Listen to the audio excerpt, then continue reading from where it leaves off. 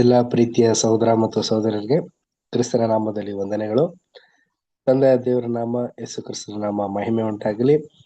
ತಂದೆಯ ದೇವರ ಒಂದು ಮಹಾಕೃಪೆ ಏರಳವಾದಂತಹ ದಯೆಯಿಂದ ಬೆಳಗಿನಿಂದ ಸಾಯಂಕಾಲದವರೆಗೂ ಕಾದು ಕಾಪಾಡಿ ಎಲ್ಲ ಕೆಲಸ ಕಾರ್ಯಗಳಲ್ಲೂ ಆಶೀರ್ವದಿಸಿ ಈ ಒಂದು ಅಲ್ಪ ಸಮಯದಲ್ಲಿ ದೇವರ ವಾಕ್ಯವನ್ನು ನೋಡುವಂತಹ ಸುಮಧುರವಾದಂತಹ ಅವಕಾಶನ ಕೊಟ್ಟಿದ್ದಕ್ಕಾಗಿ ನಾವೆಲ್ಲರೂ ಒಮ್ಮನಸ್ಸಿನಿಂದ ಪ್ರಾರ್ಥನೆ ಪೂರ್ವಕವಾಗಿ ಈ ಒಂದು ಕೂಟನ ನಾವು ಆರಂಭ ಮಾಡುವಂತವರಾಗಿರೋಣ.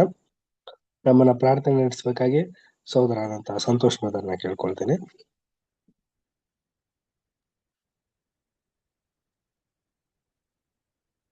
ಮಾಡ್ತೀನಿ ಬ್ರದರ್. ನಾವೆಲ್ಲರೂ ಸೇರಿ ಪ್ರಾರ್ಥನೆ ಮಾಡಿಕೊಳ್ಳೋಣ.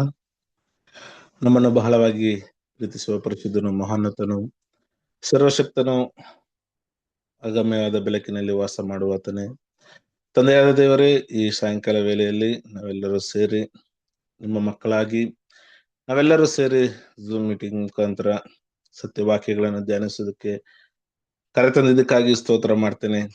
ತಂದೆಯ ದೇವರೇ, ಬೆಳಗ್ಗೆಯಿಂದ ಸಾಯಂಕಾಲದವರೆಗೂ ನಮ್ಮೆಲ್ಲ ಕೆಲಸಗಳನ್ನು ಆಶೀರ್ವದಿಸಿ ನಮಗೆ ಉಣ್ಣಲು ಕೊಟ್ಟು ಉಡಲು ಕೊಟ್ಟು ಪ್ರತಿಯೊಂದು ಕೆಲಸದಲ್ಲೂ ನಮಗೆ ಒಂದು ಆಶೀರ್ವಾದ ಮಾಡಿ ನಡೆಸಿಕೊಂಡು ಬಂದಿದ್ದಕ್ಕಾಗಿ ಸ್ತೋತ್ರ ಮಾಡ್ತೇನೆ. ತಂದೆಯ ದೇವರೇ, ಈ ವೇಳೆಯಲ್ಲಿ ಕರ್ತನೆ, ಈ ಝೂಮ್ ಮೀಟಿಂಗ್ ಮುಖಾಂತರ ಆರಂಭದಿಂದ ಅಂತ್ಯದವರೆಗೂ ನಿಮ್ಮ ಪ್ರಸನ್ನತೆ, ಪವಿತ್ರಾತ್ಮ ಶಕ್ತಿಯಿಂದ ನಮ್ಮನ್ನು ನಡೆಸಿ ಅಂತ ಸಹ ಪ್ರಾರ್ಥಿಸ್ತಾ ಇದ್ದೀನಿ. ತಂದೆಯ ದೇವರೇ, ನಿಮ್ಮ ಮಕ್ಕಳಾಗಿ ನಮ್ಮನ್ನು ಅಂಗೀಕರಿಸಿಕೊಂಡಿದ್ದೀರಾ, ಮತ್ತೆ ಆತ್ಮಿಕ ಇಸ್ರೇಲರಾಗಿ ಆರಿಸಿಕೊಂಡಿದ್ದೀರಾ. ತಂದೆಯ ದೇವರೇ, ಚಿಕ್ಕ ಇಂಡಿಗಾಗಿ ಸಹ ನಮ್ಮನ್ನು ಆರಿಸಿಕೊಂಡಿದ್ದೀರಾ.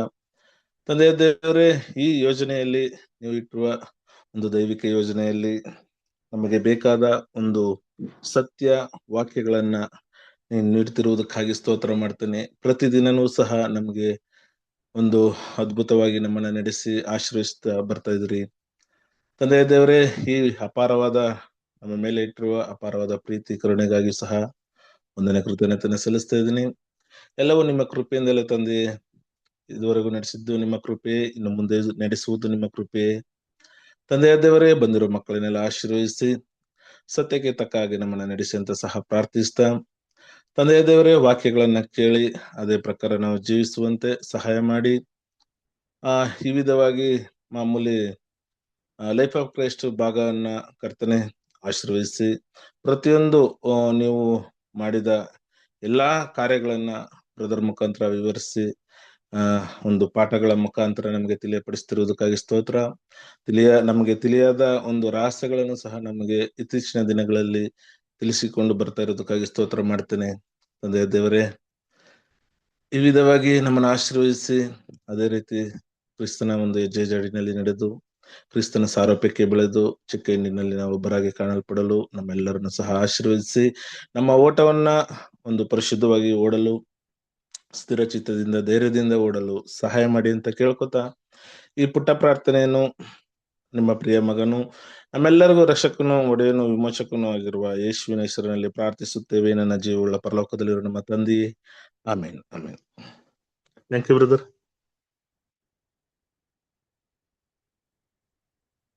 Thank you brother.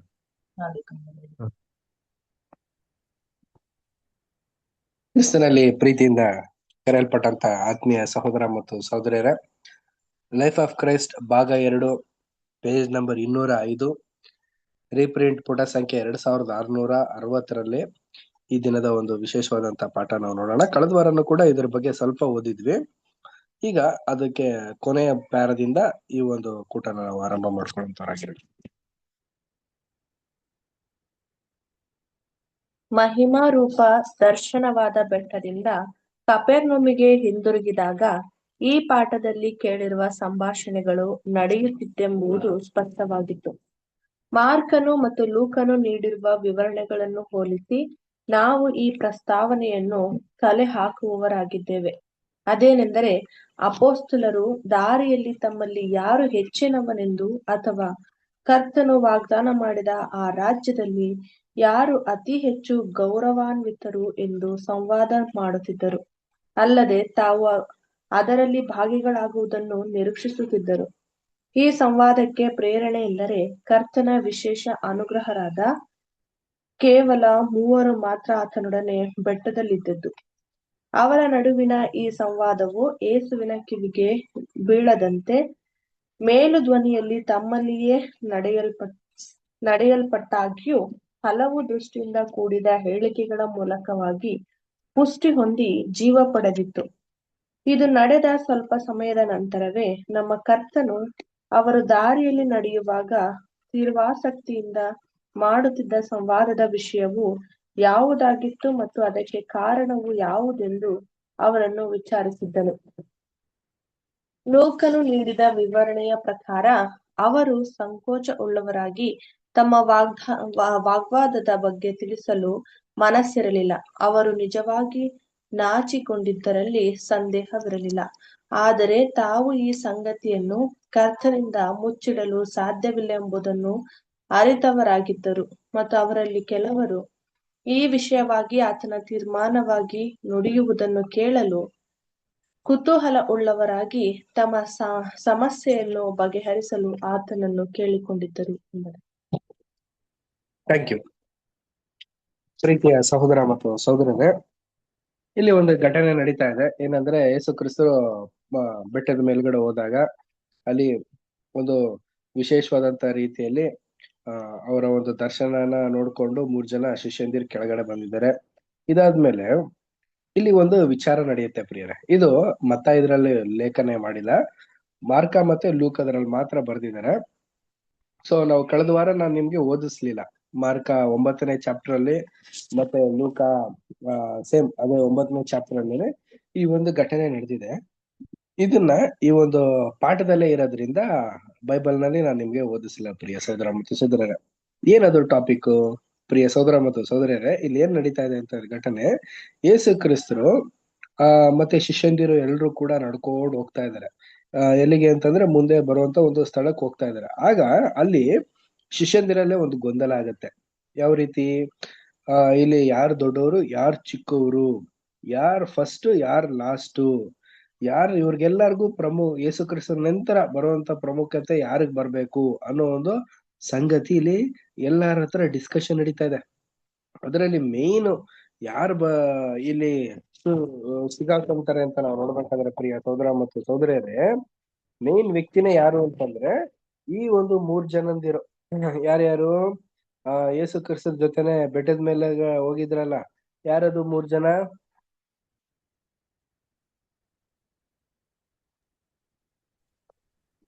ಯಾಕೋಬು, ಯೋಹಾನ, ಪೇತ್ರು, ಯಾಕೋಬು ಮತ್ತೆ ಯೋಹಾನ. ಈ 3 ಜನದಲ್ಲೂ ಕೂಡ ಈ ಒಂದು ಡಿಸ್ಕಷನ್ ನ ತುಂಬಾ ದೊಡ್ಡದಾಗಿ ತಗೊಂಡು ಹೊಂಟೋಗ್ತಾರೆ ಪ್ರಿಯರ. ಇದಾದ ನಂತರ ಏನಾಗುತ್ತೆ ಅಂತಂದ್ರೆ, ಯೇಸು ಕ್ರಿಸ್ತರ ಹತ್ರ ಈ ಒಂದು ವಿಚಾರನೂ ಕೂಡ ಗೊತ್ತಾಗ್ಬಿಡುತ್ತೆ. ಏನಕ್ಕಂದ್ರೆ ಹಿಂದ್ಗಡೆ ಗುಸು ಅನ್ನೋದು ನಮ್ಮ ಮುಂದ್ಗಡೆ ಹೋಗ್ತಿರಂತ ಯೇಸು ಕ್ರಿಸ್ತರಿಗೆ ಕಿವಿಗೆ ಬೀಳುತ್ತೆ. ಬೀಳ್ ತಕ್ಷಣ ಯೇಸು ಕ್ರಿಸ್ತರು ಸುಮ್ನೆನೆ ಇರ್ತಾರೆ. ಅದಾದ್ಮೇಲೆ ಏನಿದು ಕತೆ ಅಂತ ಕೇಳಿದಾಗ ಅಲ್ಲಿ ಏನಿಲ್ಲ ಗುರುವೆ ಅಂತ ಅನ್ಬಿಟ್ಟು ಹೇಳ್ಬಿಡ್ತಾರೆ. ಬಟ್ ಯೇಸು ಕ್ರಿಸ್ತರು ಗೊತ್ತಲ್ವಾ, ಸತ್ಯನ ಯಾವ ರೀತಿ ಹೊರಪಡಿಸೋದು, ಯಾವ ಒಂದು ವಿಚಾರನ ಇವ್ರು ಮಾತಾಡ್ತಾ ಇದಾರೆ ಅನ್ನೋದನ್ನ ಇವ್ರಿಗೆ ಆತ್ಮಿಕವಾದಂತ ರೀತಿಲಿ ಗೊತ್ತಾಗೋದನ್ನೆಲ್ಲ ಗೊತ್ತಿರೋದ್ರಿಂದ ಯೇಸು ಕ್ರಿಸ್ತರು ಕಂಡಿಡಿದು ಬಿಡ್ತಾರೆ. ಯಾಕ್ರಪ್ಪ ಈ ಒಂದು ಡಿಸ್ಕಷನ್ ಮಾಡ್ತಾ ಇದ್ದೀರಾ ಅಂತ ಅನ್ಕೊಂಡು ಯೇಸು ಕ್ರಿಸ್ತರು ವಿಶ್ಲೇಷಣೆ ಕೊಡೋದಕ್ಕೆ ಸೂಕ್ತವಾದಂತ ಒಂದು ಸಂಗತಿನ ತಗೊಂತಾರೆ ನೋಡಿ. ಅದು ನೆಕ್ಸ್ಟ್ ಪ್ಯಾರಾದಲ್ಲಿ ಹೇಳ್ತಾರೆ ನೋಡಿ. ಅನು ಸಿಸ್ಟರ್ ರೀಡ್ ಮಾಡ್ತೀರಾ?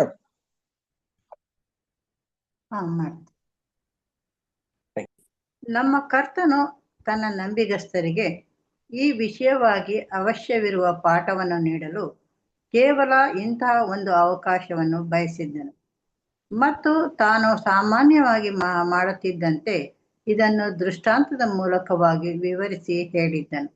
ಒಂದು ಚಿಕ್ಕ ಮಗುವನ್ನು ಕರೆದು ಅದನ್ನು ಅವರ ಮಧ್ಯದಲ್ಲಿ ಕುಳ್ಳಿರಿಸಿ, ಕೇವಲ ಈ ಚಿಕ್ಕ ಮಕ್ಕಳಂತೆ ಆಗುವವರೇ ದೇವರ ರಾಜ್ಯದಲ್ಲಿ ಸೇರಲು ಸಾಧ್ಯವೆಂದು ಆತನು ಅವರು ಬೆಳಗಾಗುವಂತೆ ಪ್ರಕಟಿಸಿ ಹೇಳಿದನು. ಅವರು ಪ್ರಾಕೃತ ಮನುಷ್ಯರಾಗಿದ್ದುದು ಮಾತ್ರವಲ್ಲದೆ ಅವರಲ್ಲಿ ಅನೇಕರು ವಿದ್ಯೆ ಇಲ್ಲದವರಲ್ಲಾಗಿ ಆ ಶಿಷ್ಯರು ನಿಸ್ಸಂದೇಹವಾಗಿ ಚಿಕ್ಕ ಮಗುವಿನಲ್ಲಿರುವ ಸರಳತೆಯ ಮೂಲಕವಾಗಿ ತಮಗೆ ಸಾಧ್ಯವಾದಷ್ಟು ಘನತೆಯ ಮನೋಭಾವವನ್ನು ಕಲ್ಪಿಸಿಕೊಳ್ಳುವ ಗುರಿಯನ್ನು ಇಟ್ಟುಕೊಂಡವರಾಗಿ ಅದಕ್ಕೆ ನಿಜವಾಗಿಯೂ ಪರಿಶ್ರಮಿಸುವವರಾಗಿದ್ದರು. ಈ ಸಂಗತಿಗಳನ್ನು ಮನದಲ್ಲಿ ಹೊಂದಿದ್ದ ಪ್ರಾಕೃತಿಕ ಮನುಷ್ಯನಿಗೆ ಸೂಕ್ತವಾಗಿ ಸಲಹೆ ಆಗುವ ರೀತಿಯಲ್ಲಿ ಅವರು ದೇವರ ರಾಜ್ಯದ ಆಡಳಿತ ವೈಭವದಲ್ಲಿ ಪಾಲನ್ನು ಹೊಂದುವ ನಿರೀಕ್ಷೆಯಲ್ಲಿದ್ದರು. ಕೆಚ್ಚದೆಯ ದೃಢಕಾಯರು, ವಿವೇಕಿಗಳು, ಘನತೆ ಉಳ್ಳವರು ಮುಂತಾದವರಿಗೆ ಬದಲಾಗಿ ಸರಳತೆಯಿಂದಲೂ ಸಾತ್ವಿಕತ್ವರಾಗಿಯೂ ತಿದ್ದುಪಾಟು ಹೊಂದುವ ಮನೋಭಾವವುಳ್ಳವರಾಗಿಯೂ ಚಿಕ್ಕ ಮಕ್ಕಳಂತೆ ಇರುವವರನ್ನು ಕರ್ತನು ಬಯಸುತ್ತಿರುವನೆಂದು ತಿಳಿದಾಗ ಅವರಿಗೆ ಎಂತಹ ಆಶ್ಚರ್ಯ ಉಂಟಾಗಿರಬೇಕು.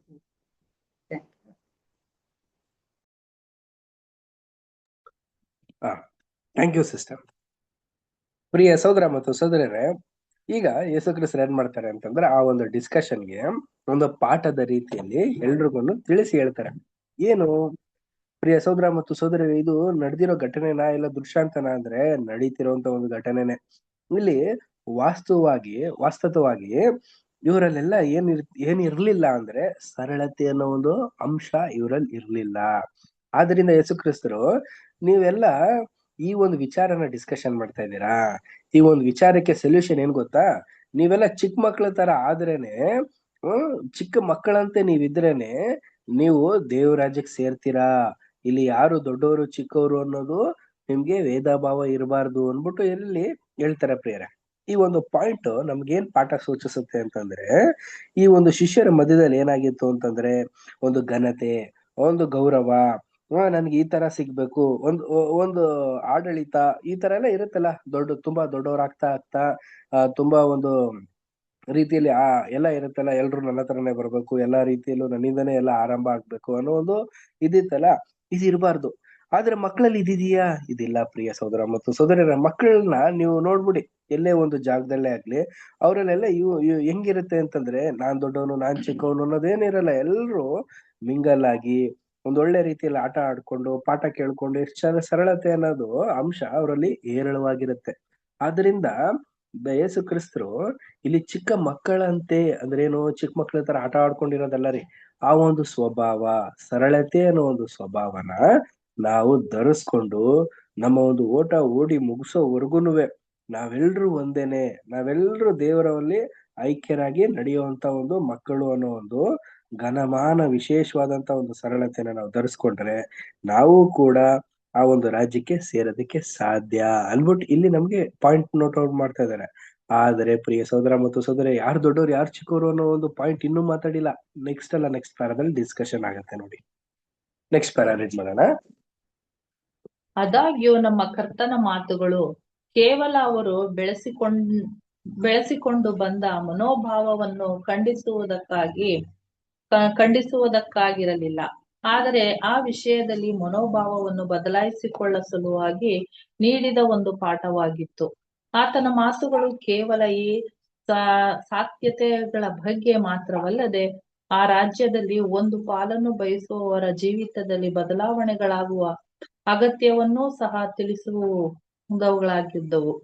ನಾವು ನಮ್ಮ ಕರ್ತನ ಮಾತುಗಳನ್ನು ಕಾಮನ್ ದರ್ಶನ್ ಎಂಬ ಭಾಷಾಂತರದಲ್ಲಿರುವಂತೆ ನೀವು ಮತಾಂತರವಾಗದೆ ಕಾನ್ವೆಂಟ್ಸ್ ಹೋದರೆ ಎಂಬುದಕ್ಕೆ ಬದಲಾಗಿ ನಾವು ರಿಸರ್ವ್ ವರ್ಷನ್ ಭಾಷಾಂತರದಲ್ಲಿರುವಂತೆ ನೀವು ತಿರುಗಿಕೊಳ್ಳದಿದ್ದರೆ ಎಂದು ಓದಿನಲ್ಲಿ ನಮ್ಮ ಕರ್ತನು ತನ್ನ ಶಿಷ್ಯರು ತಿಳಿದುಕೊಳ್ಳ ಬಯಸಿದ ವಿಷಯದಲ್ಲಿ ನಿಜಾಂಶವು ನಮಗೆ ತಿಳಿದು ಬರುತ್ತದೆ. ಕಾನ್ವೆಂಟ್ ಎಂಬ ಶಬ್ದವು ದುರುಪಯೋಗದ ಕಾರಣಾಂತರದಿಂದಾಗಿ ಇದರ ಮೂಲ ಅರ್ಥವು ಕಳೆದು ಹೋಗಿರುವುದು. ಅವರು ಈ ವಿಷಯದ ಬಗ್ಗೆ ನಮ್ಮ ಆಲೋಚನೆಯನ್ನು ಬದಲಾಯಿಸಿಕೊಂಡು ಈ ಪಾಠವನ್ನು ಅದರ ವಿರುದ್ಧ ದಿಕ್ಕಿನಿಂದ ಅಭ್ಯಾಸಿಸಿ ಅವುಗಳನ್ನು ಅನುಷ್ಠಾನಕ್ಕೆ ತರುವ, ಅಂದರೆ ಸ್ವಾತ್ವಿಕತೆಯ, ದೀನತೆಯ, ಶಿಶುಭಾವದ ಬಗ್ಗೆ ಪಾಠಗಳನ್ನು ಅಭ್ಯಾಸಿಸಿ ಅವುಗಳನ್ನು ಅನುಷ್ಠಾನಕ್ಕೆ ತರುವ ವಿಷಯವಾಗಿತ್ತು. ಯಾರು ಸ್ವಾತ್ವಿಕತೆಯ ಹಾಗೂ ಹೃದಯದಲ್ಲಿರುವ ಸರಳತೆಯ ವಿಷಯವಾಗಿ ಅತ್ಯುನ್ನತವಾಗಿ ಅಭಿವೃದ್ಧಿ ಹೊಂದುವನೋ ಅವನು ಆ ರಾಜ್ಯದಲ್ಲಿ ಹೆಚ್ಚಿನವನಾಗಿರುವನೆಂದು ನಮ್ಮ ಕರ್ತನು ತಿಳಿಸುವುದರಲ್ಲಿ ಅಡಕವಾಗಿರುವುದೇನೆಂದರೆ, ಯಾರು ಸರಳತೆ ಹಾಗೂ ಸ್ವಾತ್ವಿಕತೆಯನ್ನು ಪಡೆಯುವ ಬಗ್ಗೆ ಪರಿಶ್ರಮಿಸುವುದೋ ಅವರಿಗೆ ಆ ರಾಜ್ಯದಲ್ಲಿ ಒಂದು ಪಾಲನ್ನು ಅನುಗ್ರಹಿಸಲಾಗುವುದೆಂಬುದು. ಆದರೆ ಸ್ವಾರ್ಥಪರರು ಈ ಜಂಬವ ಕೊಚ್ಚಿಕೊಳ್ಳುವರು, ಅದರಲ್ಲಿ ಯಾರಿಗೂ ಈ ವಿಷಯದಲ್ಲಿ ಯಾವ ಪಾಲು ಭಾಗವಹಿಸುವಿಕೆಯೂ ಇರುವುದಿಲ್ಲ ಎಂಬುದೇ. Thank you. Thank you. ಪ್ರೀತಿಯ ಸಹೋದರ ಮತ್ತು ಸಹೋದರರೇ, ಈ ಒಂದು ಕಾಂಟೆಕ್ಸ್ಟ್, ಈ ಒಂದು ಪ್ಯಾರಾದಲ್ಲಿ ನಾವು ಓದಿದಾಗ ಇದು ಬರೀ ಇಸ್ರೇಲ್ ಜನರು ಶಿಷ್ಯಂದಿರಿಗೆ ಮಾತ್ರ ಸೂಟೇಬಲ್ ಆಗಿರೋದಲ್ಲ,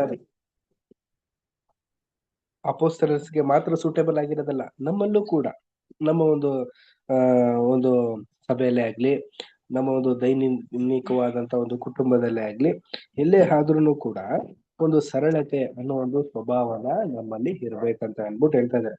ನೋಡಿ, ಈ ಅಗತ್ಯತೆ ಇತ್ತ ಯೇಸು ಕ್ರಿಸ್ತರು ಈ ಒಂದು ಮಾತನ್ನ ಹೇಳೋದು ಅಂತಂದ್ರೆ ಖಂಡಿತವಾಗ್ಲೂ ಅಗತ್ಯತೆ ಇತ್ತು. ಯಾವ ಒಂದು ಗುಣ ಇರಲ್ವೋ ಆ ಒಂದು ಗುಣನ ಬೆಳೆಸ್ಕೊಳ್ಳಿ ಅಂತ ಹೇಳುವಂತ ಅಧಿಕಾರ ಯೇಸು ಕ್ರಿಸ್ತರಲ್ಲೇ ಇದ್ದಿತ್ತು. ಆದ್ರಿಂದ ಒಳ್ಳೆಯ ಮನೋಭಾವನ ಧರಿಸ್ಕೊಳ್ಳೋದಿಕ್ಕೆ ಈ ರೀತಿ ಪಾಠನ ಯೇಸು ಕ್ರಿಸ್ತರು ಮಾಡಿದ್ರು. ಅದು ಅಲ್ಲದಂತಾನೆ ಈ ಒಂದು ವಿಚಾರನ ನಾವು ಹಲವಾರು ರೀತಿಯ ಒಂದು ಡಿಕ್ಷನರಿಲೇ ಆಗ್ಲಿ, ಒಂದು ಕನ್ಕಾರ್ಡೆನ್ಸ್ ನಲ್ಲೇ ಆಗ್ಲಿ, ಒಂದು ಭಾಷಾಂತರ ಪಡಿಸುವಂತ ಒಂದು ವಿಶೇಷವಾದಂತ ಇನ್ನೊಂದು ಡಿಕ್ಷನರೀಸ್ ಅಲ್ಲೇ ನೋಡೋದೇ ಆದ್ರೂ ಇಲ್ಲಿ ಏನ್ ಅರ್ಥ ಪಡಿಸ್ತಾ ಇದ್ದಾರೆ ಅಂತಂದ್ರೆ, ಸರಳತೆ ಹಾಗೂ ಸ್ವಾಸ್ತಿಕತೆ ಅನ್ನೋ ಒಂದು ಅಂಶ ನಮ್ಮಲ್ಲಿ ಇರ್ಬೇಕಂತೆ. ನಮ್ಮಲ್ಲಿ ಅನ್ನೋದಕ್ಕಿಂತ ಮಿಗಿಲಾಗಿ ಅವರಲ್ಲಿ ಇರ್ಲಿಲ್ಲ. ಆ ಶಿಷ್ಯರ ಒಂದು ಗುಂಪಿನಲ್ಲಿ, ಅಪೊಸ್ತಲರ ಗುಂಪಿನಲ್ಲಿ ಇರ್ಲಿಲ್ಲ. ಆದ್ರಿಂದ ಯೇಸು ಕ್ರಿಸ್ತರು ಈ ಒಂದು ಸ್ವಭಾವನ ನೀವು ಧರಿಸ್ಕೊಳ್ಳಿ ಅಂತ ಹೇಳಿದ ತಕ್ಷಣ ಅವರಲ್ಲಿ ಏನಾಗ್ತದೆ ಅಂತಂದ್ರೆ, ಈ ಒಂದು ಪಾಠ ಅವರು ಅಂತ್ಯದವರೆಗೂ ಕೂಡ ನಾನ್ ದೊಡ್ಡವನು ಅನ್ನೋ ಒಂದು ಮನೋಭಾವನೆ ಇರಲಿಲ್ಲ ಪ್ರಿಯರೇ. ಎಲ್ಲ ಶಿಷ್ಯಂದಿರು ತುಂಬಾ ಕಷ್ಟಪಟ್ಟು ಅವರ ಒಂದು ಓಟನ ಓಡಿ ಕ್ರಿಸ್ತನ್ಗೆ ಅರ್ಪಿಸ್ಬಿಟ್ರು.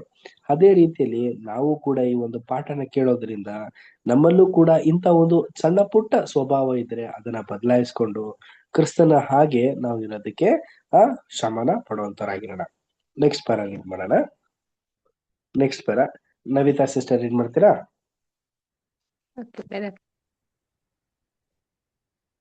ತನ್ನ ರಾಜ್ಯದಲ್ಲಿನ ಅತ್ಯುನ್ನತವಾದ ಘನತೆ ಗೌರವಗಳನ್ನು ದಯಪಾಲಿಸಲಿರುವವರಿಗೆ ಇರಬೇಕಾದ ದೀನ ಮನಸ್ಸು ಹಾಗೂ ನೀರಾಡಂಬರ ಸ್ವಭಾವಗಳ ವಿಷಯವಾದ ವ್ಯಾಖ್ಯಾನಗಳನ್ನು ತಾನು ನೀಡಿದ ನಂತರ ಯೇಸುವು ತನ್ನ ಹಿಂಬಾಲಕರಲ್ಲಿನ ಚಿಕ್ಕವರ ಬಗ್ಗೆ ಒಂದು ಸಾಮಾನ್ಯವಾದ ಪಾಠವನ್ನು ನೀಡಲು ಮುಂದಾಗಿ ಆತನು ಹೇಳತೊಡಗಿದ್ದೇನೆಂದರೆ, ಯಾರು ತನ್ನ ಹೆಸರಿನಲ್ಲಿ ಇಂಥ ದೀನಮನಸ್ಸಿನ ಶಿಷ್ಯರನ್ನು ಸೇರಿಸಿಕೊಳ್ಳುವರೋ ಅವರು ತನ್ನನ್ನೇ ಕೊಂಡಂತಾಗುವುದೆಂದು, ಮತ್ತು ಈ ದೀನ ಮನಸ್ಸಿನವರಲ್ಲಿ ಒಬ್ಬನಿಗೆ ಯಾರು ಅಡ್ಡಿಯಾಗುವರೋ ಅಥವಾ ಹಾನಿ ಮಾಡುವರೋ ಅವರು ಎಂಥ ಒಂದು ಘೋರ ಅಪರಾಧವನ್ನು ಎಸಗುವರೆಂದರೆ ಅವರಿಗೆ ತಮ್ಮ ಜೀವವನ್ನು ಕಳೆದುಕೊಳ್ಳುವುದು ಉತ್ತಮವಾಗಿರುವುದು. ಅಂದರೆ ಅಂಥವನಿಗೆ ಬೀಸುವ ಕಲ್ಲನ್ನು ಕೊರಳಿಗೆ ಕಟ್ಟಿ ಅವನನ್ನು ಆಳವಾದ ಸಮುದ್ರದಲ್ಲಿ ಮುಳುಗಿಸುವುದು ಉತ್ತಮವಾಗಿರುವುದು. ಮತ್ತು ಹೀಗೆ ಆತನ ಜೀವವನ್ನು ಕಾಪಾಡುವ ಎಲ್ಲ ನಿರೀಕ್ಷೆಯನ್ನು ನಾಶ ಮಾಡುವುದು ಉತ್ತಮವಾಗಿರುವುದು.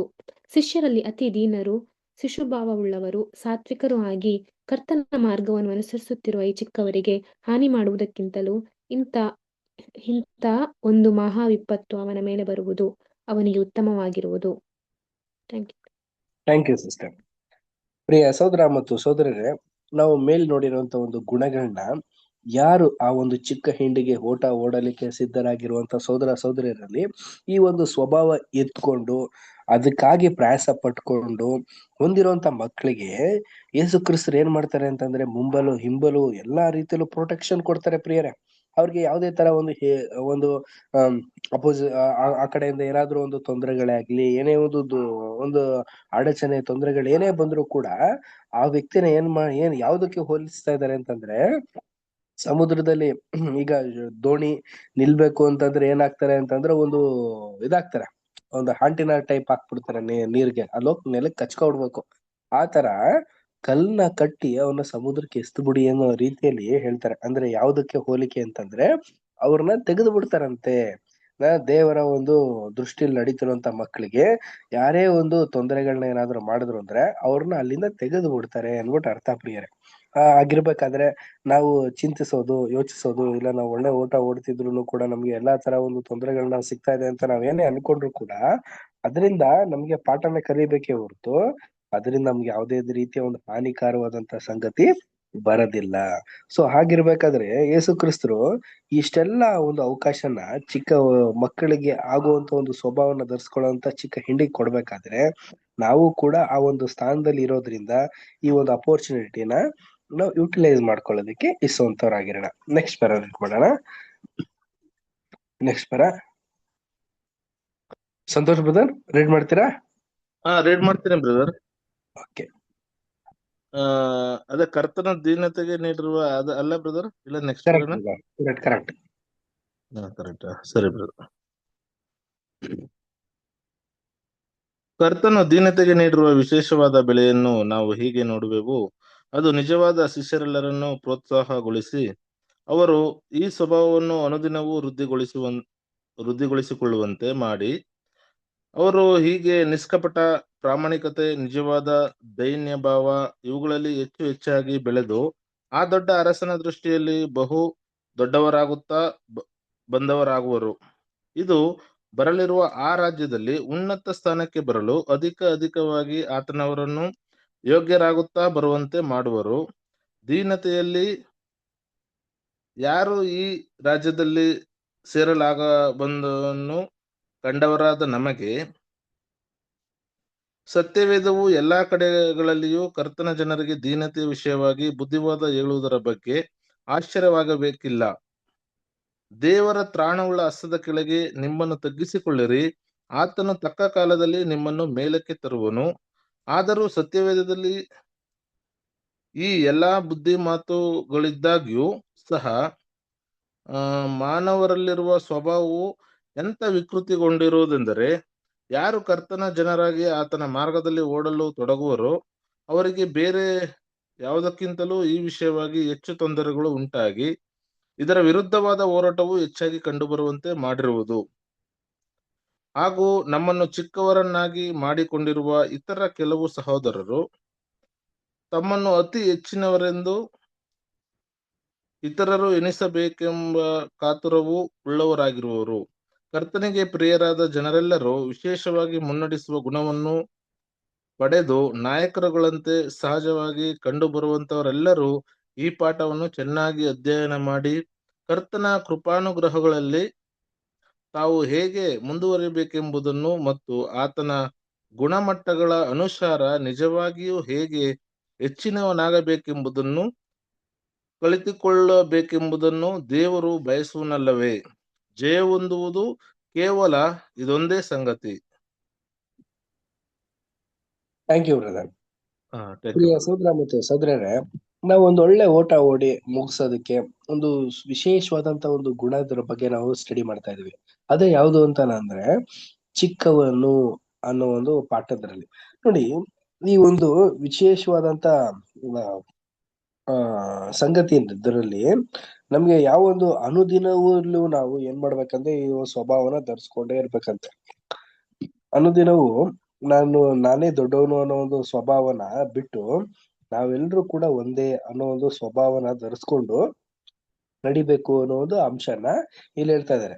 ಸೊ ಅದಾದ್ಮೇಲೆ ಇದಕ್ಕೆ ಯಾಕೆ ಈ ತರ ತಿಳಿಸ್ತಾ ಇದ್ದಾರೆ ಅಂತಂದ್ರೆ, ನಾವು ಯಾವಾಗ್ಲೂ ತಂದೆಯ ದೇವರ ಒಂದು ಹಸ್ತಕ್ಷೇಪದಲ್ಲಿ ಯೇಸು ಕ್ರಿಸ್ತರ ಒಂದು ಕೃಪಾಸನದಲ್ಲಿ ನಾವೇನಾಗಿರ್ಬೇಕು ಅಂದ್ರೆ ತಗ್ಗಿಸ್ಕೊಳ್ಳುವಂತ ಒಂದು ಸ್ವಭಾವನ ಧರಿಸ್ಕೊಂಡಿರ್ಬೇಕು ಅಂತ ಪ್ರಿಯ ಸಹೋದರ ಮತ್ತು ಸಹೋದರರೇ.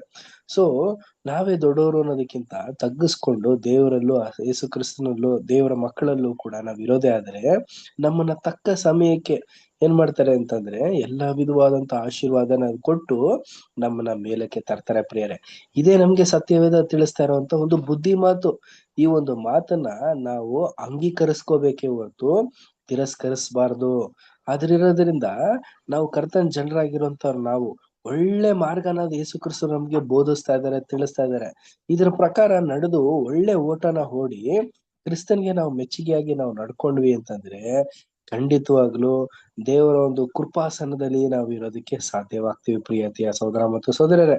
ಅದಾದ್ಮೇಲೆ ಈ ಒಂದು ಗುಣ ಮೇನ್ ಯಾರಿಗೆ ಪಾಠ ಮಾಡ್ತಾ ಇದ್ದಾರೆ ಅಂತಂದ್ರೆ ಪ್ರಿಯ ಸಹೋದರ ಮತ್ತು ಸಹೋದರರೇ, ಸಭಾ ಪಾಲಕರಿಗೆ. ಅಂದ್ರೆ ಯಾರು ಎಲ್ಡರ್ಸ್ ಗಳಾಗಿರ್ತಾರೆ, ಸಭೆನ ನೋಡ್ಕೊಳ್ಳುವಂತವ್ರಾಗಿರ್ತಾರಲ್ಲ ಅಂತವ್ರಿಗೆ ಇದು ಒಂದು ತುಂಬಾ ಬುದ್ಧಿ ಮಾತಿನ ಪಾಠ ಅಂತೆ ಪ್ರಿಯ ಸಹೋದರ ಮತ್ತು ಸಹೋದರರೇ.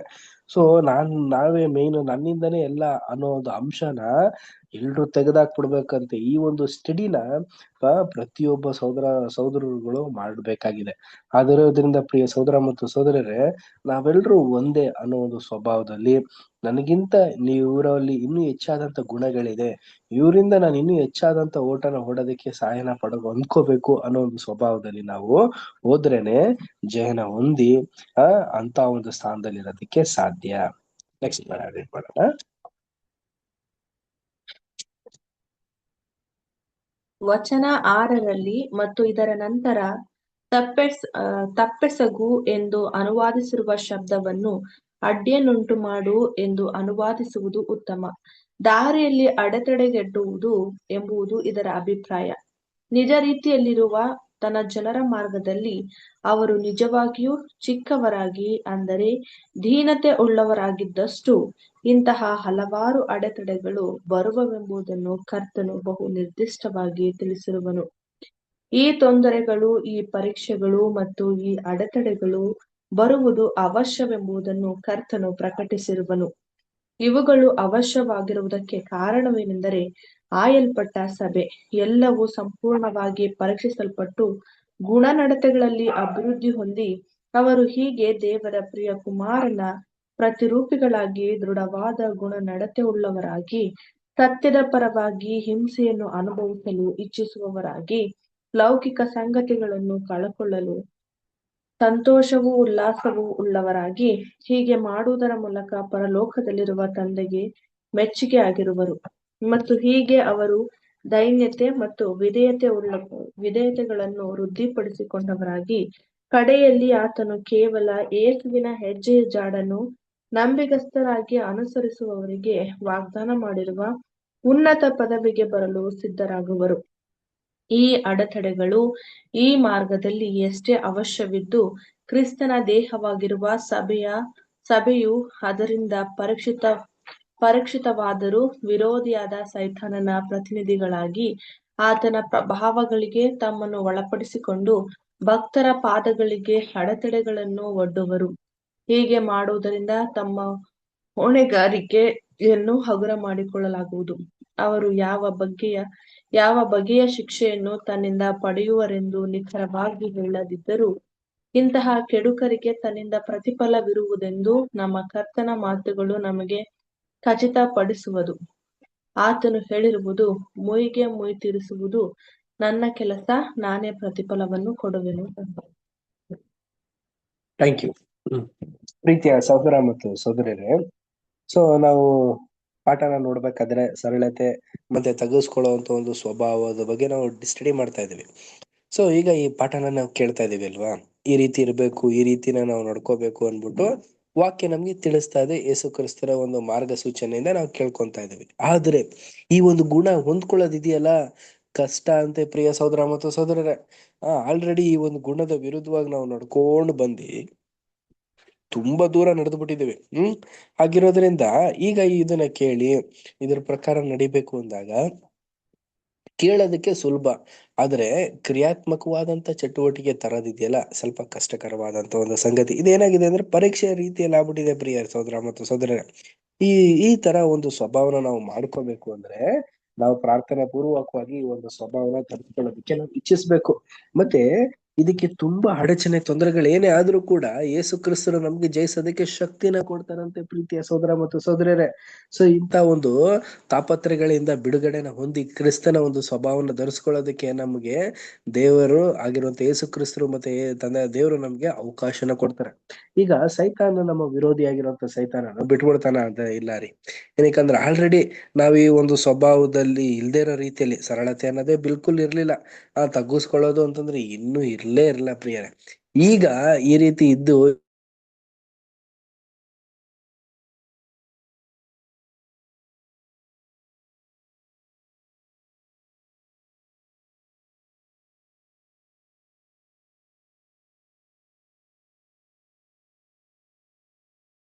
ತುಂಬಾ ಕಷ್ಟಕರವಾದಂತ ಒಂದು ಸಂಗತಿನೇ ಅನ್ಬಿಟ್ಟು ಹೇಳ್ತಾ ಇದ್ದಾರೆ. ಹಾಗಿರ್ಬೇಕಾದ್ರೆ ನಮ್ಗೆ ಕಿವಿ ಮಾತು ಏನ್ ಹೇಳ್ತಾ ಇದಾರೆ ಅಂತಂದ್ರೆ, ನಮ್ಗೆ ದೇವ್ರು ಏನ್ ಮಾಡ್ತಾರೆ ಅಂದ್ರೆ ತಕ್ಕ ಸಮಯಕ್ಕೆ ನಮ್ಗೆ ಕೆಲ್ಸನ ಮಾಡಿಸುವಂತೆ ಮಾಡ್ತಾರೆ. ಬಟ್ ನಮ್ಗೆ ವಿರೋಧಿಗಳಾಗಿತ್ಕೊಂಡು ನಮ್ಮ ಮೇಲೆ ನಮ್ಗೆ ಮುಯ್ನ ತೀರ್ಸೋದಕ್ ಬಂದಿರೋರ್ನ ನಾವು ಮುಯ್ ತೀರ್ಸೋದಕ್ಕೆಲ್ಲ ಹೋಗ್ಬಾರ್ದು. ಇವೆಲ್ಲ ಮುಯ್ ತೀರ್ಸೋ ಕೆಲ್ಸ, ರಿವೆಂಜ್ ತಗೊಳ್ಳೋ ಕೆಲ್ಸ ಎಲ್ಲ ದೇವ್ರೇ ನೋಡ್ಕೋತಾರೆ. ನಮ್ದೇನ್ ಕೆಲ್ಸ? Character development. ಇದನ್ನ ಮಾತ್ರ ನಾವು ಮಾಡ್ಕೊಂಡು, ನಾವು ವಾಕ್ಯದ ಪ್ರಕಾರ ನಾವು ನಡ್ಕೊಂಡು ಹೋದ್ರೆ ಸಾಕು. ನೆಕ್ಸ್ಟ್ ಪ್ಯಾರ ರೀಡ್ ಮಾಡೋಣ. ನೆಕ್ಸ್ಟ್ ಪ್ಯಾರ ಅನು ಸಿಸ್ಟರ್ ರೀಡ್ ಮಾಡಿ ಸಿಸ್ಟರ್. ಈ ದಿನಗಳಲ್ಲಿ ಹಲವರು ಕರ್ತನಲ್ಲಿನ ಚಿಕ್ಕವರ ಅಂದರೆ ಆತನ ನಂಬಿಕಸ್ಥರಾದ ಚಿಕ್ಕ ಹಿಂಡಿನ ಎದುರಿನಲ್ಲಿ ಅಡೆತಡೆಗಳನ್ನು ಇಡುತ್ತಿರುವ ಸಂಭವ ಬರಬಹುದು. ಪೇತ್ರನು ತನಗೆ ತಿಳಿದಂತೆಯೇ ನಮ್ಮ ಒಡೆಯನಿಗೆ ತಾನು ಪ್ರತಿಷ್ಠೆಯನ್ನು ಮಾಡಿಕೊಳ್ಳುವಾಗ ತೆಗೆದುಕೊಂಡ ಪ್ರತಿಜ್ಞೆಯನ್ನು ಪೂರೈಸದಂತೆ ಪ್ರೇರೇಪಿಸುವಲ್ಲಿ ಆತನಿಗೆ ಒಬ್ಬ ಎಡುಹುವ ಕಲ್ಲು ಅಂದರೆ ಅಡ್ಡಿಯನ್ನುಂಟು ಮಾಡುವ ಬಂಡೆಯಾದಂತೆಯೇ ಇವರು ತಮಗೆ ಅರಿಯದೆಯೇ ಅಡ್ಡಿಯನ್ನು ಉಂಟು ಮಾಡುವವರಾಗಿರುವರು. ಕರ್ತನಲ್ಲಿರುವ ಚಿಕ್ಕವರ ಎದುರಿನಲ್ಲಿ ಅಡೆತಡೆಯನ್ನು ಒಡ್ಡುವವರು ಈಗಲೂ ಅದೇ ರೀತಿಯಲ್ಲಿ ಅವರನ್ನು ಪೂರ್ಣವಾಗಿ ಪ್ರತಿಷ್ಠೆ ಪಡಿಸಿಕೊಳ್ಳುವುದರಿಂದ ಮತ್ತು ತಮ್ಮನ್ನು ತಾವೇ ಯಜ್ಞಾರ್ಪಣೆ ಮಾಡಿಕೊಳ್ಳುವುದರಿಂದ ಬೇರೆಡೆಗೆ ನಡೆಸುವವರಾಗಿ ಅವರನ್ನು ಪ್ರಾಕೃತಿಕ ಮನುಷ್ಯರಿಗಿರುವ ಅಲ್ಪ ದೀನತೆಯುಳ್ಳ ಸರಳವಾದ ಇನ್ನೊಂದು ಮಾರ್ಗಕ್ಕೆ ಅಂದರೆ ಬಹು ವ್ಯವಹಾರ ಕುಶಲತೆಯುಳ್ಳ ಮೋಸತಂತ್ರದ ಮಾರ್ಗವನ್ನು ಮತ್ತು ಇಕ್ಕಟ್ಟಾದ ಮಾರ್ಗಕ್ಕೆ ಬದಲಾಗಿ ಲೋಕದ ಅನುಸಾರವಾಗಿ ಅದರಷ್ಟೇ ಉತ್ತಮವಾದ ಅಥವಾ ಅದಕ್ಕಿಂತಲೂ ಬಹು ಹೆಚ್ಚು ಉತ್ತಮವಾದ ಜ್ಞಾನವುಳ್ಳ ಮಾರ್ಗಕ್ಕೆ ನಡೆಸಲು ಅವರನ್ನು ಪ್ರೇರೇಪಿಸಲು ಪ್ರಯತ್ನಿಸುತ್ತಿರುವರು. ಇಂತಹ ಪರೀಕ್ಷೆಗಳು ಅವಶ್ಯ. ಹಾಗೂ ಯಾರು ರಕ್ಷಕನ ಹೆಜ್ಜೆಯ ಜಾಡಿನ ಸಮೀಪದಲ್ಲಿ ನಡೆಯುವುದಿಲ್ಲವೋ ಅಂತಹವರನ್ನು ಶೋಧಿಸಿ ಬೇರ್ಪಡಿಸುವುದೂ ಅವಶ್ಯ. ಯಾಕೆಂದರೆ ದೇವರು ಕೇವಲ ಒಂದು ಚಿಕ್ಕ ಹಿಂಡನ್ನು ಹುಡುಕುತ್ತಿರುವನು. ಅವರೆಲ್ಲರೂ ತನ್ನ ಪ್ರಿಯ ಕುಮಾರನ ಪ್ರತಿರೂಪಿಗಳಾಗಿರುವರು. ಆದರೂ ಯಾವುದೇ ವಿಧದಲ್ಲಿ ಕರ್ತನ ಜನರು ತಮ್ಮ ಮಾರ್ಗದಲ್ಲಿ ಎಡವಿ ಬೀಳಲು ಸಹಾಯ ಮಾಡಿ ಇಲ್ಲವೇ ಅಡ್ಡಿಯುಂಟು ಮಾಡಿ ಈ ಹಿಂಡಿನವರು ಬೇರೆಡೆಗೆ ಒಯ್ಯುವವರಿಗೆ ಅವರು ಎಡುಹುವ ಕಲ್ಲುಗಳಾಗಿ ಹೀಗೆ ಮಾಡುವುದಕ್ಕೆ ಒಂದು ದೊಡ್ಡ ಹೊಣೆಗಾರರಾಗುವರು.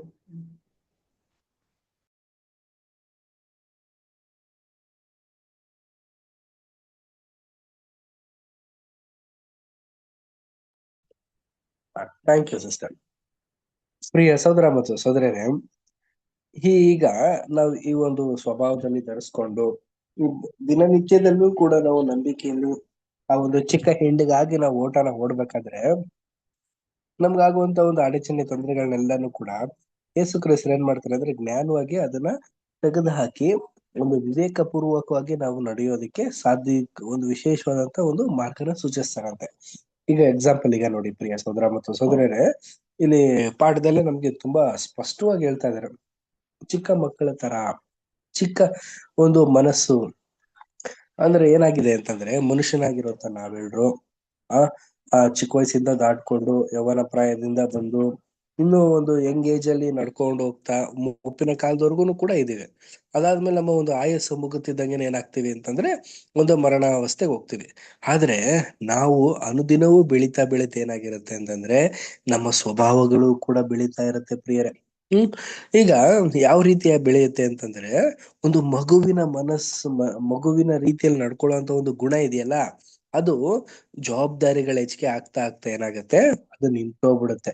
ಅದಾದ್ಮೇಲೆ ಏನಾಗುತ್ತೆ, ಜವಾಬ್ದಾರಿ ಹೆಚ್ಚಿಗೆ ಆಗ್ತಾ ಏನಾಗುತ್ತೆ, ಗುಣಗಳು ಕೂಡ ಏನಾಗುತ್ತೆ ನಿಂತೋಗುತ್ತೆ. ಆ ಒಂದು ಒಳ್ಳೆ ಗುಣಗಳು ಕ್ರಿಸ್ತನಿಗೆ ಚಿಕ್ಕ ಹಿಂಡಿಗೆ ಬೇಕಾಗಿರುವಂತ ಗುಣಗಳೆಲ್ಲ ಇರುತ್ತೆ, ಅದೆಲ್ಲ ನಿಂತೋಗುತ್ತೆ. ಸೊ ಇದನ್ನೆಲ್ಲ ಯಾವ ರೀತಿ ಓವರ್ಕಮ್ ಮಾಡೋದು ಪ್ರಿಯ ಸಹೋದರ ಮತ್ತು ಸಹೋದರಿಯಲ್ಲಿ ಯೇಸು ಕ್ರಿಸ್ತರು ಒಂದು ವಿಶೇಷವಾದಂತ ರೀತಿಯಲ್ಲಿ ಒಂದು ಸುಲಭ ರೀತಿಯ ಒಂದು ಮಾರ್ಗನ ತಿಳಿಸ್ತಾ ಇದ್ದಾರೆ. ಸೊ ಯಾವ ರೀತಿ ಪ್ರಿಯ ಸಹೋದರ ಮತ್ತು ಸಹೋದರರೇ, ಈ ಒಂದು ಮಾರ್ಗ ಹೇಗಿದೆ ಅಂತಂದ್ರೆ ಮನುಷ್ಯನಿಗೆ ಅರ್ಥ ಪಡಿಸ್ಕೊಳ್ಳುವಂತ ಒಂದು ಮಾರ್ಗನೇ ಈ ಒಂದು ಮಾರ್ಗ. ಹೇಗೆ? ವಾಕ್ಯದ ಪ್ರಕಾರ ಕೇಳಿ ವಾಕ್ಯದ ಪ್ರಕಾರ ನಡ್ಕೊಳ್ಳೋದು, ಇಷ್ಟೇ ಪ್ರಿಯ ಸಹೋದರ ಮತ್ತು ಸಹೋದರರೇ. ಸೊ ವಾಕ್ಯನ ನಾವೇನ್ ಕೇಳ್ತೀವೋ, ನಮ್ಗೆ ಹೆಂಗೆ ಪಾಠ ನಮ್ಗೆ ಅರ್ಥ ಆಗುತ್ತೋ ಅದರ ಪ್ರಕಾರ ನಡ್ಕೊಳ್ಳೋದು ಪ್ರಿಯರೇ. ಈ ರೀತಿ ನಾವು ಮಾಡಿದ್ರೇನೆ ನಾವು ಈ ಒಂದು ಗುಣನ ಹೊಂದೋದಕ್ಕೆ ಸಾಧ್ಯ.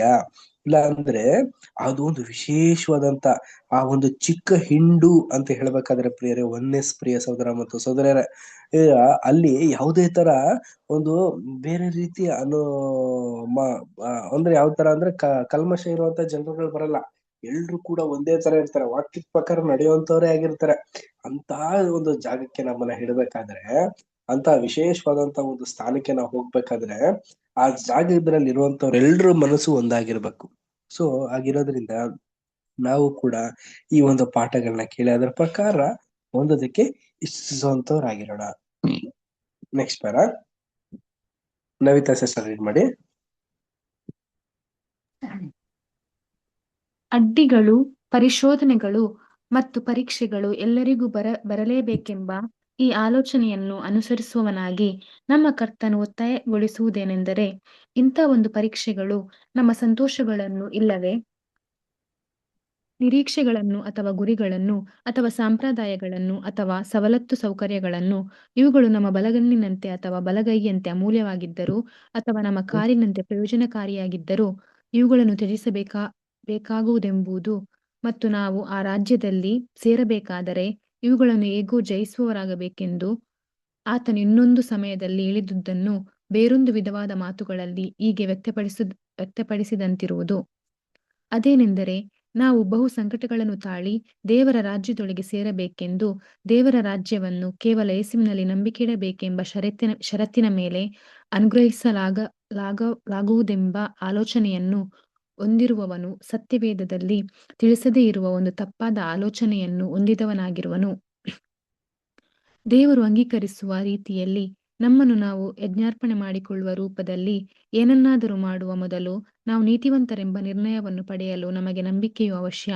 ಆದರೆ ಯಾರು ಕ್ರಿಯೆಗಳಿಲ್ಲದೆ, ಅಂದರೆ ತನ್ನನ್ನು ತಾನು ಯಜ್ಞ ಮಾಡಿಕೊಳ್ಳದೆ ನಂಬುವನೋ ಅವನು ದೇವರ ರಾಜ್ಯದ ಸಂಬಂಧದಲ್ಲಿನ ಎಲ್ಲ ಸವಲತ್ತುಗಳನ್ನು ಕಳಕೊಳ್ಳುವನು. ಅದನ್ನು ಪಡೆದುಕೊಳ್ಳಲು ಪರಿಶ್ರಮಿಸುವುದು ಅಥವಾ ಒಳ್ಳೆಯ ಹೋರಾಟವನ್ನು ಮಾಡುವುದು ಅಗತ್ಯವಿರುವುದು. ಒಳ್ಳೆಯ ಸೈನಿಕನಂತೆ ಶ್ರಮೆಯನ್ನು ಅನುಭವಿಸುವುದು ಬೇಕಿರುವುದು. ಕೇವಲ ಪಾಪಭರಿತವಾದ ಉಲ್ಲಾಸಗಳನ್ನು ಕಳೆದುಕೊಳ್ಳಲು ಇಚ್ಛಿಸುವುದು ಮಾತ್ರವಲ್ಲದೆ, ಕರ್ತನ ಸೇವೆಯಲ್ಲಿ ನಮ್ಮ ಪೂರ್ಣವಾದ ಶ್ರದ್ಧೆಗೆ ಮತ್ತು ಆತನೊಂದಿಗೆ ಸತ್ತವರಾಗಲು ಮಾಡಿಕೊಂಡ ಒಡಂಬಡಿಕೆಗೆ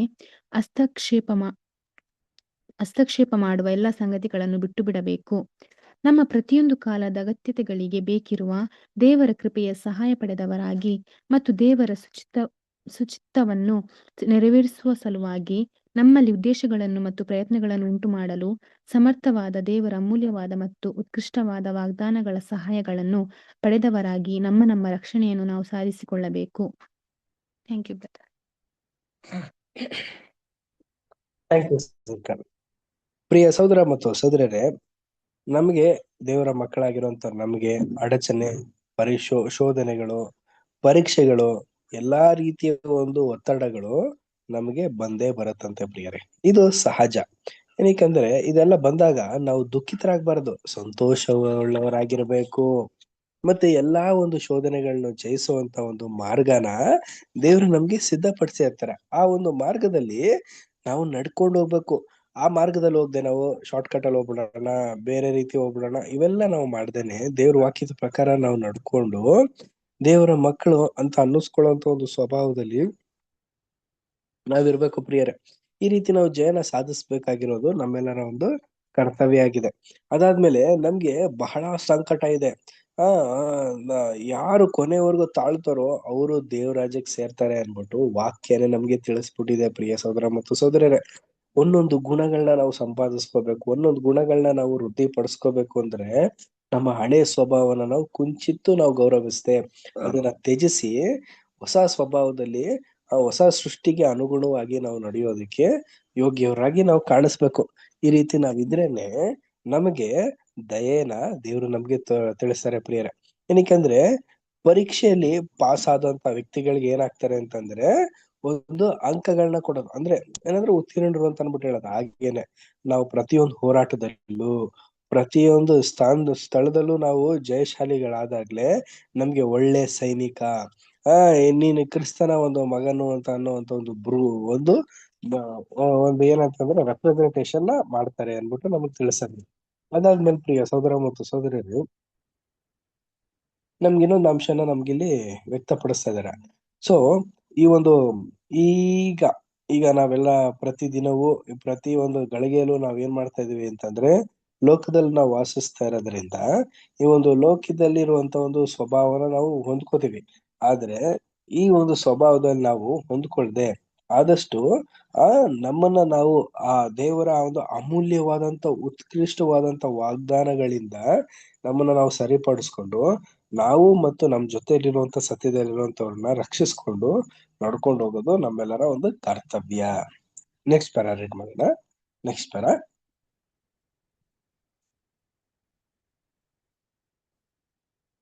ನಾವು ದೇವರ ರಾಜ್ಯದಲ್ಲಿ ಕಾಲು ಅಥವಾ ಕೈ ಅಥವಾ ಕಣ್ಣುಗಳು ಇಲ್ಲದೆ ಕೊರತೆ ಉಳ್ಳವರಾಗಿರಬೇಕೆಂಬುದಾಗಿ ಇದನ್ನು ಅರ್ಥ ಮಾಡಿಕೊಳ್ಳಬೇಕಿಲ್ಲ.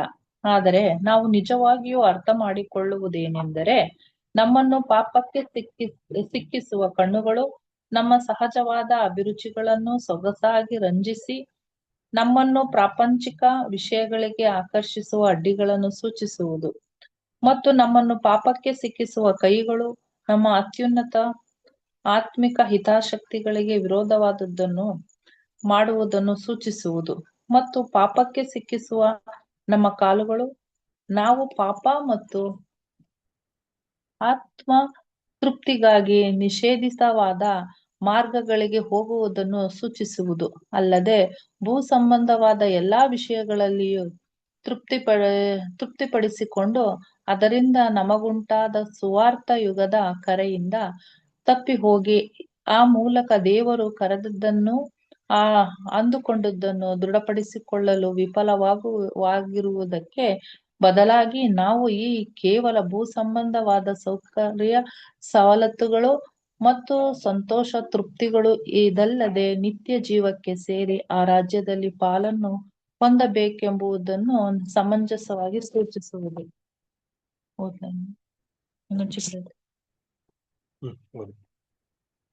ಇಲ್ಲಿ ತಿಳಿಸಲಾಗಿರುವ ನಿತ್ಯವಾದ ಬೆಂಕಿ ಮತ್ತು ನರಕದ ಬೆಂಕಿ ಇವುಗಳು ಅದರಂತೆಯೇ ಸಾಂಕೇತಿಕವಾಗಿರುವುದವುಗಳಾಗಿದ್ದು, ಭಾಷೆಯ ಶಬ್ದ ಅಲಂಕಾರದ ಒಂದು ಭಾಗವಾಗಿ ಇವು ನಿಸ್ಸಂಶಯವಾಗಿ ಮನಪೂರ್ವಕವಾಗಿ ಪಾಪ ಮಾಡಿದವರಿಗೆ ಬರುವ ಪಾಪದ ಸಂಬಳವನ್ನು ನಾಶನವನ್ನು ಉಲ್ಲೇಖಿಸಿ ಸೂಚಿಸುತ್ತದೆ.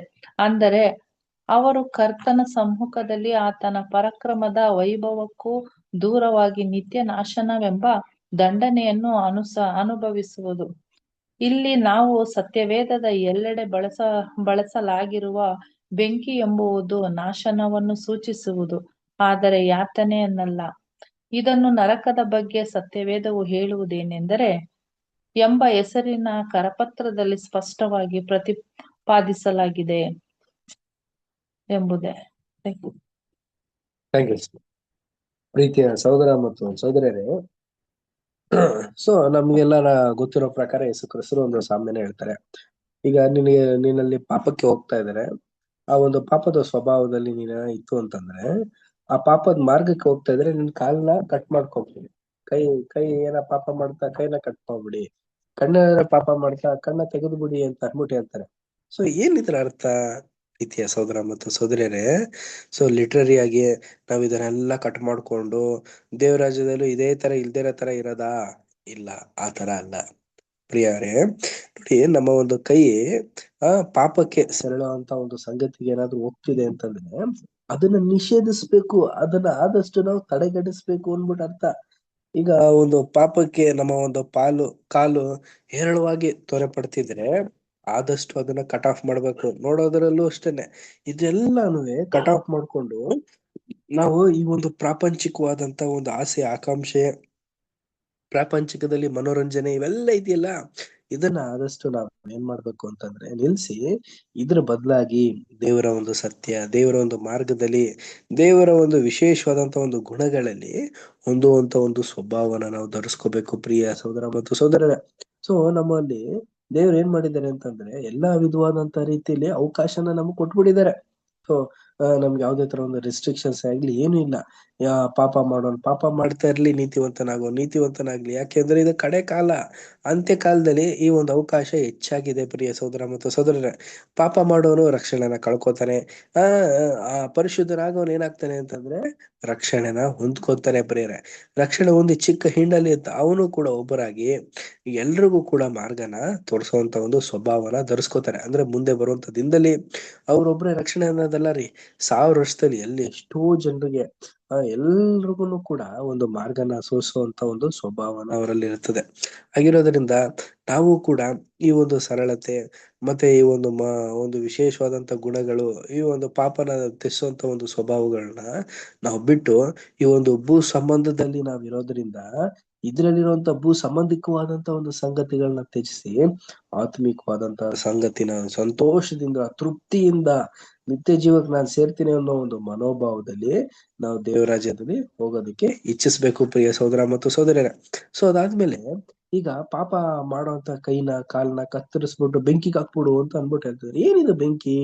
ನಿತ್ಯವಾದ ಬೆಂಕಿ ಅಂದ್ರೆ ಏನು ಪ್ರಿಯ ಸಹೋದರ ಮತ್ತು ಸಹೋದರರೇ? ಇದನ್ನ ನರಕ ಅಂತ ಬಗ್ಗೆ ಹೇಳ್ತಾ ಇರೋದಲ್ಲ. ನರಕ ಅನ್ನೋ ಒಂದು ಸಂಗತಿ ಇಲ್ಲ ರೀ. ಬೆಂಕಿ ಅಂದ್ರೆ ಏನು? ಈಗ ಏನಾದ್ರು ಒಂದು ವಸ್ತು ಇರುತ್ತೆ ಅನ್ಕೊಳ್ಳಿ, ಒಂದು ಪೇಪರ್ ಇರುತ್ತೆ ಅನ್ಕೊಳ್ಳಿ, ಅಷ್ಟು ದೊಡ್ಡ ಪೇಪರ್ ಎಲ್ಲ ಏನೇನೋ ಬರ್ದಿರ್ತೀರ. ಒಂದು ಬುಕ್ ಅಲ್ಲಿ ಏನೆಲ್ಲ ಬರ್ದಿರ್ತಾರೆ, ಎಲ್ಲ ಇನ್ಫಾರ್ಮೇಶನ್ಸ್ ಎಲ್ಲ ಬರ್ದಿರ್ತಾರೆ ಈ ಬುಕ್. ಈಗ ಈ ಬುಕ್ ನ ಬೆಂಕಿ ಹಾಕ್ಬಿಟ್ಟು ಸುಟ್ಟಾಕ್ಬಿಟ್ರೆ ಏನಾಗ್ಬಿಡುತ್ತೆ? ಫುಲ್ ಬೂದಿ ಆಗ್ಬಿಡುತ್ತೆ, ನಾಶ. ಅದೇ ತರ ಪ್ರಿಯ ಸಹೋದರ ಮತ್ತು ಸಹೋದರರೇ, ನರಳುವಿಕೆ ಅನ್ನೋದಲ್ಲ ರೀ. ಆ ಆ ನರಕ ಅಂದ್ರೆ ನರಳುವಿಕೆ ಅನ್ನೋದಲ್ಲ ರೀ, ನಾಶ. ಕಂಪ್ಲೀಟ್ ಆಗಿ ಕೊಲ್ಯಾಪ್ಸ್ ಆಗ್ಬಿಡೋದು. ಯಾರಲ್ಲೂ ಕೂಡ ಈ ತರ ಒಂದು ಬುಕ್ ಇತ್ತು ಅನ್ನೋದೇ ಗೊತ್ತಿರಲ್ಲ. ಸುಟ್ಟಾಕ್ಬಿಟ್ರೆ ಏನಾಗ್ಬಿಡು? ಬೂದಿ ಆಗ್ಬಿಡುತ್ತಲ್ಲ, ಬ್ಲಾಕ್ ಆಗ್ಬಿಟ್ಟು ಬೂದಿ ಆಗ್ಬಿಟ್ಟು ಗಾಳಿ ಬಂದ್ಬಿಟ್ರೆ ಎಲ್ಲ ಹೊಂಟೋಗ್ಬಿಡುತ್ತಲ್ಲ ಆ ತರ. ಸೊ ಹಾಗೇನೆ ಪ್ರಿಯ ಸಹೋದರ ಮತ್ತು ಸಹೋದರರೇ, ನಾಶನದ ಬಗ್ಗೆ ಇಲ್ಲಿ ಹೇಳ್ತಾ ಇರೋದು. ಸೊ ನಾವು ನಿತ್ಯ ಜೀವ ಹೊಂದಬೇಕು ಅಂತ ರಕ್ಷಣೆ ಹೊಂದಿದೀವ, ನಾಶನ ಹೊಂದಬೇಕು ಅನ್ನೋಂತ ನಾಶನ ಹೊಂದಬೇಕು ಅಂತ ಅಂದ್ಬಿಟ್ಟು ನಾವು ರಕ್ಷಣೆ ಹೊಂದಿದೀವ? ಈ ಒಂದು ಪ್ರಶ್ನೆ ನಮ್ಮ ಅನುದಿನವೂ ನಮ್ಮಲ್ಲಿ ಇಟ್ಕೊಂಡು ಆ ಒಂದು ದಂಡನೆಗೆ ನಾವು ಹೋಗ್ದೇನೆ, ದೇವರ ಒಂದು ಕೋಪಕ್ಕೆ ನಾವು ಗುರಿ ಆಗ್ದೇನೆ, ನರಕದ ಬಗ್ಗೆ ಸತ್ಯವೇದ ಏನ್ ಹೇಳುತ್ತೆ ಅನ್ನೋ ಒಂದು ಅರ್ಥನ ನಾವು ತಿಳ್ಕೊಂಡು ಆ ಒಂದು ಕೃಪಾಸನಕ್ಕೆ ನಾವು ಹೋಗೋದಕ್ಕೆ ಇಸುವಂತವ್ರಾಗಿರೋಣ. ಲಾಸ್ಟ್ ಪ್ಯಾರಾ ರೀಡ್ ಮಾಡ್ಬಿಡೋಣ. ಲಾಸ್ಟ್ ಪ್ಯಾರಾ ಸಂತೋಷ್ ಬ್ರದರ್ ಓದ್ಬಿಡ್ತೀರಾ? ಓದ್ತೀನಿ ಬ್ರದರ್. ಇದೇ ವಿಷಯವಾದ ಒಂದು ಭಾಗವಾಗಿ ನಮ್ಮ ಕರ್ತನು ನಮ್ಮೆಲ್ಲರಿಗೂ ಉದುವಾಗಿರುವಂತೆ ಈ ಎಚ್ಚರಿಕೆಯನ್ನು ನೀಡಿರುವನು.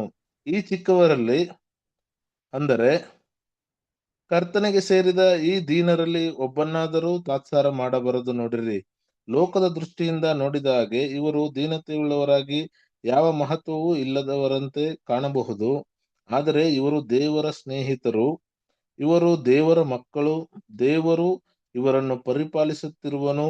ಆದುದರಿಂದ ಯಾರು ಇವರಿಗೆ ಹಾನಿಯುಂಟು ಮಾಡುವರೋ ಅವರು ಪರಲೋಕದಲ್ಲಿರುವ ಅವರ ತಂದೆಯನ್ನು ನಿಂದಿಸಿ ಆತನನ್ನು ವಿರೋಧಿಸುವವರಾಗಿರುವರು. ಇದೂ ಅಲ್ಲದೆ ನಮ್ಮ ಕರ್ತನು ಖಚಿತಪಡಿಸುವುದೇನೆಂದರೆ, ತನ್ನಲ್ಲಿ ನಂಬಿಕಸ್ಥರಾಗಿದ್ದು ದೀನರು ಚಿಕ್ಕ ಹಿಂಡಿನವರು ಆದ ಈ ಚಿಕ್ಕವರಲ್ಲಿ ಪ್ರತಿಯೊಬ್ಬರ ಪರವಾಗಿಯೂ ತಂದೆಯ ಸಮ್ಮುಖದಲ್ಲಿ ದೇವದೂತರಿಂದ ಪ್ರತಿನಿಧಿಸಲ್ಪಡುತ್ತಿರುವರು. ಕರ್ತನ ಜನರಲ್ಲಿನ ಪ್ರತಿಯೊಬ್ಬರನ್ನು ಕಾಪಾಡುವ ಸಲುವಾಗಿ ಒಬ್ಬೊಬ್ಬ ದೇವದೂತರು, ಗಾರ್ಡಿಯನ್ ಏಂಜಲ್ ಅಲ್ಲದೆ ಇವರ ಕ್ಷೇಮ ಹಾಗೂ ಹಿತಾಸಕ್ತಿಗಳಿಗೂ ಸಂಬಂಧಿಸಿದ ಸಂಗತಿಗಳ ಬಗ್ಗೆ ಆ ದೊಡ್ಡ ಅರಸನ ಗಮನಕ್ಕೆ ತರುವುದರಲ್ಲಿ ವಿಳಂಬವಾಗುವುದಿಲ್ಲ ಎಂಬುದನ್ನು ನಾವು ಗ್ರಹಿಸಿಕೊಳ್ಳಬೇಕು. ಕ್ರಿಸ್ತನ ಅಂಗಗಳಾಗಿರುವ ಈ ದೀನರನ್ನು ಅಲಕ್ಷಿಸಿ ಅಥವಾ ಯಾವುದೇ ವಿಧದಲ್ಲಿ ಇವರ ಮೇಲೆ ದೊರೆತನ ಮಾಡಿ ಇವರನ್ನು ತಪ್ಪಾಗಿ ನಡೆಸಿಕೊಳ್ಳುವ ಪ್ರವೃತ್ತಿಯುಳ್ಳವರ ಬಗ್ಗೆ ಎಂಥ ಒಂದು ಕಠಿಣವಾದ ಅಭಿಪ್ರಾಯವೂ ಇಲ್ಲಿರುವುದು. ಅಲ್ಲದೆ ಈ ದೀನರಿಗೆ ಸಹ ಎಂಥ ಒಂದು ಉತ್ತೇಜನಕವಾದ ಪಾಠವಿರುವುದು ಅಂದರೆ, ದೇವರ ಪರಿಪಾಲನೆಯಲ್ಲಿ ಮತ್ತು ಏರ್ಪಾಟುಗಳಲ್ಲಿ ಇವರ ವಿಷಯವಾಗಿ ಒಂದು ವಿಶೇಷ ಉದ್ದೇಶವಿರುವೆಂಬುದು. ಆದುದರಿಂದ ಇವರಿಗಾಗಿ ಎಲ್ಲಾ ಸಂಗತಿಗಳು ಅನುಕೂಲವಾಗಿರಬೇಕು, ಯಾಕೆಂದರೆ ಇವರು ದೇವರಿಗೆ ಸಂಬಂಧಪಟ್ಟವರು. ಉಳಿದ 4 ವಚನಗಳು ಈ ಪಾಠಕ್ಕೆ ಸೂಕ್ತವಾದ ಅಂಶಗಳಂತೆ ಕಾಣಬರುವುದಿಲ್ಲ, ಏಕೆಂದರೆ ಅವು ಮುಂದೆ ಬೇರೊಂದು ಪಾಠದ ಸೂಕ್ತವಾದ ಸಂಬಂಧದಲ್ಲಿ ಬರುವಂತವುಗಳಾಗಿರುವುದು. ಇಲ್ಲಿ ನಾವು ಇದರ ಪ್ರಸ್ತಾಪವನ್ನು ಮಾಡದೆ ಬಿಟ್ಟಿರುವೆವು. ಮುಗಿತು ಬ್ರದರ್ ಇದು. Thank you brother, thank you. Hmm, hmm. ಪ್ರೀತಿಯ ಸಹೋದರ ಮತ್ತು ಸಹೋದರರೇ, ನಮ್ಗೆ ಇಷ್ಟೆಲ್ಲ ಪಾಠ, ಇಷ್ಟೆಲ್ಲ ಎಚ್ಚರಿಕೆ ಮಾತುಗಳನ್ನ ಯೇಸು ಕ್ರಿಸ್ತರು ನಮಗೆ ತಿಳಿಸ್ತಿರ್ಬೇಕಾದ್ರೆ ದೀನತೆ ಅನ್ನೋ ಒಂದು ಸ್ವಭಾವ ಎಷ್ಟು ಮಹಾನ್, ಎಷ್ಟು ಉನ್ನತವಾದದ್ದು ಅನ್ನೋದನ್ನ ನಾವು ಪರಿಗಣಿಸಬೇಕು ಪ್ರಿಯರೇ.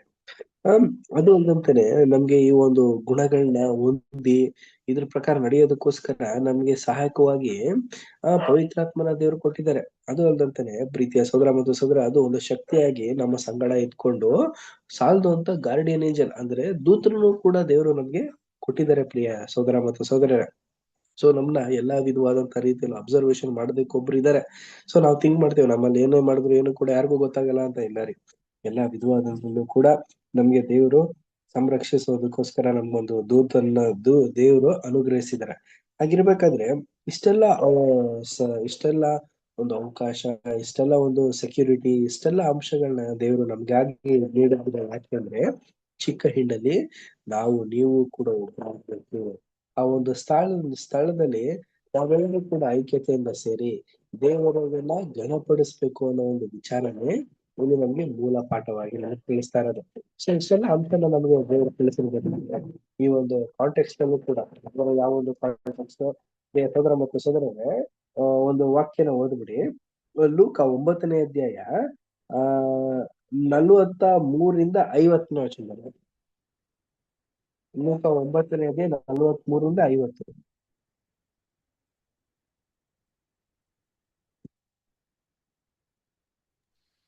ಬೈಬಲ್ ತೆಗೆದು ಓದ್ತೀರಾ ಬ್ರದರ್ಸ್ ಅಂಡ್ ಸಿಸ್ಟರ್ಸ್?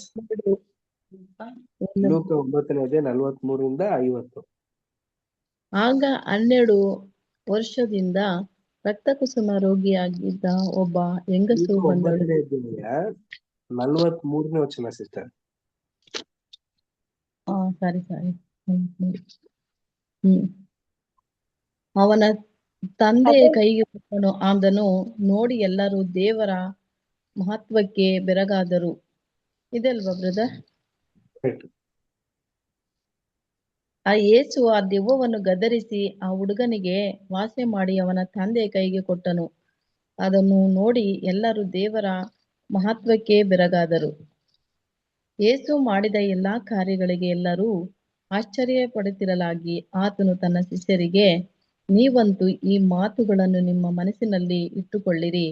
ಯಾಕಂದರೆ ಮನುಷ್ಯಕುಮಾರನು ಮನುಷ್ಯರ ಕೈಗೆ ಒಪ್ಪಿಸಲ್ಪಡುವನು ಎಂದು ಹೇಳಿದ್ದನು. ಅವರು ಈ ಮಾತನ್ನು ಗ್ರಹಿಸಲಿಲ್ಲ. ಅದು ಅವರಿಗೆ ಮರೆಯಾದದ್ದರಿಂದ ಅದರ ಅರ್ಥವನ್ನು ಅವರು ತಿಳಿಯದೆ ಹೋದರು. ಆ ಮಾತಿನ ವಿಷಯದಲ್ಲಿ ಅವರು ಆತನನ್ನು ಕೇಳುವುದಕ್ಕೆ ಅಂಜಿದ್ದರು. ಕಂಟಿನ್ಯೂ ಮಾಡುತ್ತೆ. ಇಲ್ಲಿಂದ ಮೇನ್ ಪಾಯಿಂಟ್ ಓದಿ ಸಿಸ್ಟರ್. ತರುವಾಯ ಶಿಷ್ಯರೊಳಗೆ ತಮ್ಮಲ್ಲಿ ಯಾವನು ಹೆಚ್ಚಿನವನಾಗುವನು ಎಂಬ ವಿಚಾರ ಹುಟ್ಟಿತು. ಯೇಸು ಅವರ ಮನಸ್ಸಿನ ವಿಚಾರವನ್ನು ತಿಳಿದು ಒಂದು ಚಿಕ್ಕ ಮಗುವನ್ನು ಹಿಡಿದುಕೊಂಡು ತನ್ನ ಬಳಿಯಲ್ಲಿ ನಿಲ್ಲಿಸಿ ಅವರಿಗೆ, ಅವನಾದರೂ ನನ್ನ ಹೆಸರಿನಲ್ಲಿ ಈ ಚಿಕ್ಕ ಮಗುವನ್ನು ಸೇರಿಸಿಕೊಂಡರೆ ನನ್ನನ್ನು ಸೇರಿಸಿಕೊಂಡಾಗಾಯಿತು, ಮತ್ತು ಯಾವನಾದರೂ ನನ್ನನ್ನು ಸೇರಿಸಿಕೊಂಡರೆ ನನ್ನನ್ನು ಕಳುಹಿಸಿಕೊಟ್ಟಾತನನ್ನೇ ಸೇರಿಸಿಕೊಂಡಾಗಾಯಿತು. ಯಾಕಂದರೆ ನಿಮ್ಮೆಲ್ಲರಲ್ಲಿಯೂ ಯಾವನು ಚಿಕ್ಕವನೋ ಅವನೇ ದೊಡ್ಡವನು ಎಂದು ಹೇಳಿದನು.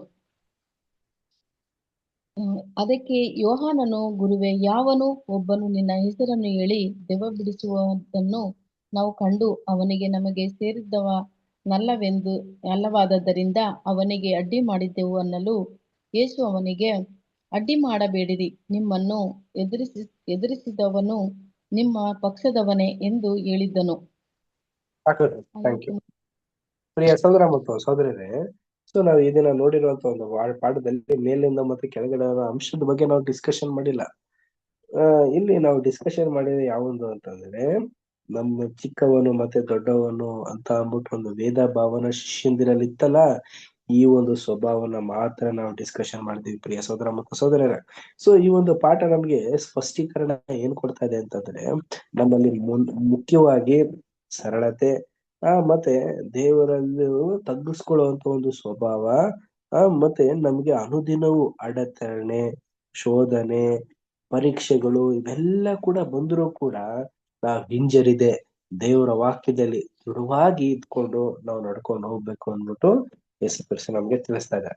ಸೊ ಆಗಿರೋದ್ರಿಂದ ದೇವ್ರ ವಾಕ್ಯಗಳನ್ನ ಆಶೀರ್ವದಿಸ್ಲಿ.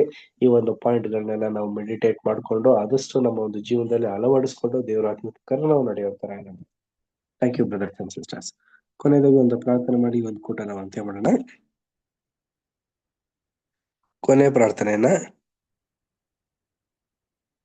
ಅನುಸಿಷ್ಟ ಪ್ರತಾಪ್ ಬ್ರದರ್ ಇದ್ದಾರಾ? ಇದ್ದಾರೆ.